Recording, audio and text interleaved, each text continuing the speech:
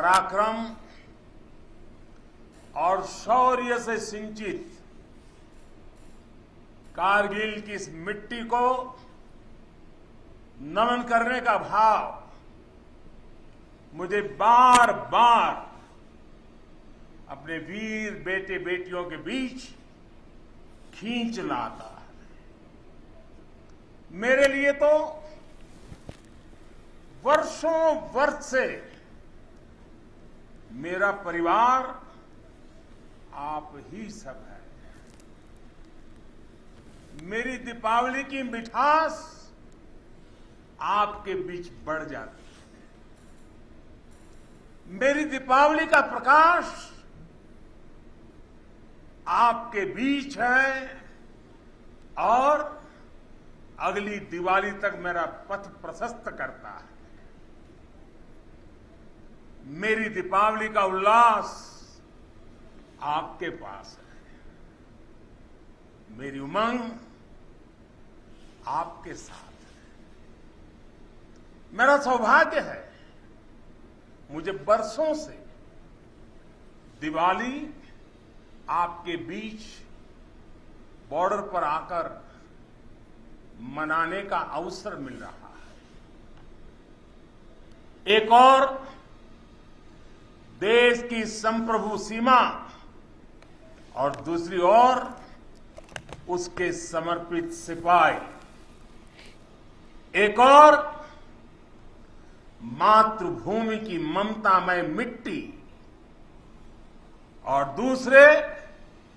दूसरी ओर उसे चंदन मनाकर माथे पर लगाने वाले आप सब मेरे वीर जवान साथी, जांबाज नौजवान। इससे बेहतर दिवाली मुझे और कहां नसीब हो सकती है।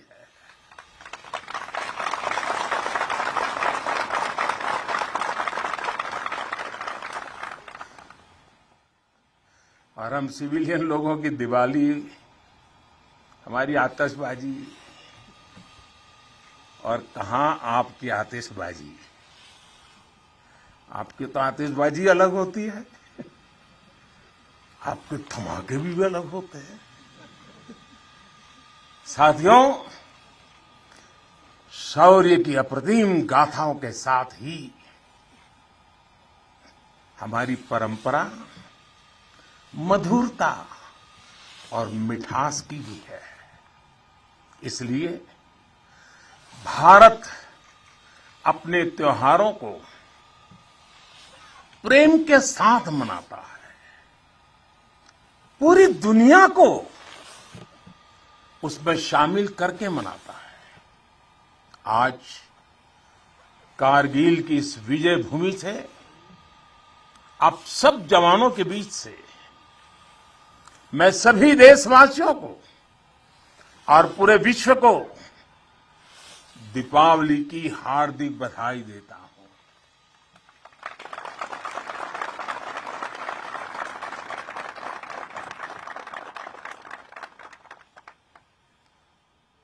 पाकिस्तान के साथ एक भी लड़ाई ऐसी नहीं हुई है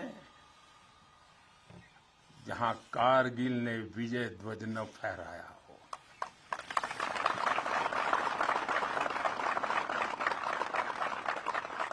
आज के वैश्विक परिदृश्य में प्रकाश का ये पर्व पूरे विश्व के लिए शांति का पथ प्रदर्शन करे, ये भारत की कामना है। साथियों, दिवाली का अर्थ है आतंक के अंत के साथ उत्सव, आतंक के अंत का उत्सव। यही कारगिल ने भी किया था।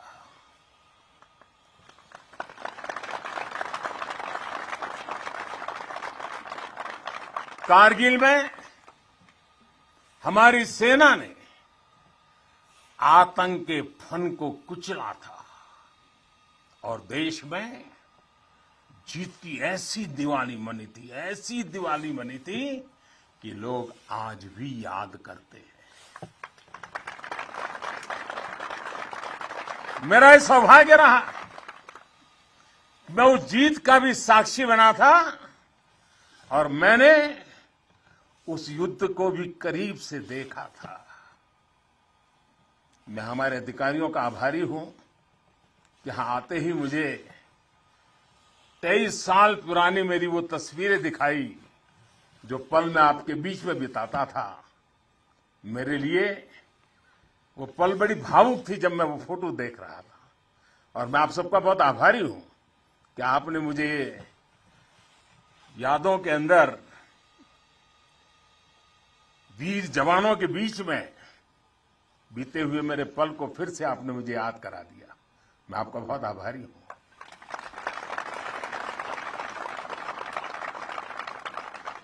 जब हमारे जवान कारगिल युद्ध में दुश्मन को मुंहतोड़ जवाब दे रहे थे, तब मुझे उनके बीच आने का सौभाग्य मिला था। देश के एक सामान्य नागरिक के रूप में मेरा कर्तव्य पथ मुझे रणभूमि तक ले आया था। देश ने अपने सैनिकों की सेवा के लिए जो भी छोटी मोटी राहत सामग्री भेजी थी, हम उसे लेकर यहां पहुंचे थे। हम तो सिर्फ उससे पुण्य कमा रहे थे, क्योंकि देवभक्ति तो करते हैं, वो पल देशभक्ति में रंगे हुए आपका पूजन का मेरे लिए वो पल था। उस समय की कितनी ही यादें हैं जो मैं कभी भूल नहीं सकता। ऐसा लगता था चारों दिशाओं में विजय का जयघोष है, जयघोष है, जयघोष है। हर मन का आह्वान था, मन समर्पित, तन समर्पित और यह जीवन समर्पित। चाहता हूं देश की धरती, चाहता हूं देश की धरती, तुझे कुछ और भी दूं, तुझे कुछ और भी दूं। साथियों, हम जिस राष्ट्र की आराधना करते हैं, हमारा वो भारत केवल एक भौगोलिक भूखंड मात्र नहीं है। हमारा भारत एक जीवंत विभूति है, एक चिरंतर चेतना है, एक अमर अस्तित्व है। जब हम भारत कहते हैं तो सामने शाश्वत संस्कृति का चित्र उभर आता है। जब हम भारत कहते हैं तो सामने वीरता की विरासत उठ खड़ी होती है। जब हम भारत कहते हैं तो सामने पराक्रम की परिपाटी प्रखर हो उठती है। ये एक ऐसी अजस्त्र धारा है जो एक और गगनचुंबी हिमालय से प्रस्फुटित होती है, तो दूसरी ओर हिंद महासागर में समाहित होती है। अतीत में असीम लपटें उठी, विश्व की कितनी ही लहलहाती सभ्यताएं रेगिस्तान सी वीरान हो गई, लेकिन भारत के अस्तित्व की ये सांस्कृतिक धारा आज भी अविरल है, अमर है। और मेरे जवानों, एक राष्ट्र कब अमर होता है? राष्ट्र तब अमर होता है जब उसकी संतानों को, उसके वीर बेटे बेटियों को अपने सामर्थ्य पर, अपने संसाधनों पर परम विश्वास होता है।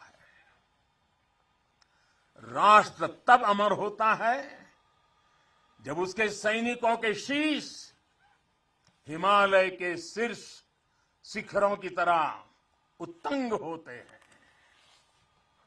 एक राष्ट्र कब अमर होता है जब उसके संतानों के बारे में कहा जा सके कि चलन्तु गिरयः कामम युगांत पवनाहता।